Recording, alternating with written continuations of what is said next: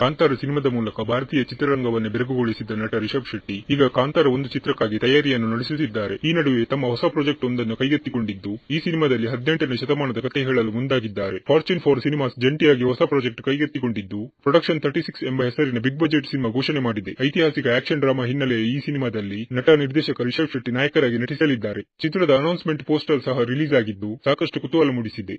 ನಿರ್ದೇಶಕ Ashwin Gangaraju production number 36 ಮೂಲಕ ಭರ್ಜರಿ ದೃಶ್ಯವೈಭವದ ಕಥೆಯನ್ನು ತೆರೆ ಮೇಲೆ ತರಲು ಸಿದ್ಧತೆ ನಡೆಸುತ್ತಿದ್ದು, ಈ ಸಿನಿಮಾವನ್ನು ಕನ್ನಡ ಮತ್ತು ತೆಲುಗಿನಲ್ಲಿ ಒಂದೇ ಸಮಯದಲ್ಲಿ ಚಿತ್ರೀಕರಿಸಲು ಪ್ಲಾನ್ ಮಾಡಲಾಗಿದೆ. ಇನ್ನುಳಿದಂತೆ ಈ ಸಿನಿಮಾದ ತಾಂತ್ರಿಕ ವರ್ಗದಲ್ಲಿ ಬಹುತೇಕ ಕನ್ನಡಿಗರು ಇರುವುದಲ್ಲದೆ ಬಹುಭಾಗ ಚಿತ್ರೀಕರಣಕ್ಕೆ ಕರ್ನಾಟಕದಲ್ಲೇ ಪ್ಲಾನ್ ಮಾಡಲಾಗಿದೆ. ಆದರೆ ಚಿತ್ರದ ಶೂಟಿಂಗ್, ಪಾತ್ರವರ್ಗ ಮತ್ತು ತಾಂತ್ರಿಕತೆಯ ಬಗ್ಗೆ ಹೆಚ್ಚಿನ ಅಪ್ಡೇಟ್ ನೀಡಿಲ್ಲ. ಚಿತ್ರ ಕನ್ನಡ ಹೊರತುಪಡಿಸಿ ತಮಿಳು, ಹಿಂದಿ ಮತ್ತು ಮಲಯಾಳಂ ಭಾಷೆಗಳಿಗೆ ಡಬ್ ಆಗಿ ಪ್ಯಾನ್ ಇಂಡಿಯಾ ಮಟ್ಟದಲ್ಲಿ ತೆರೆ ಕಾಣಲಿದೆ.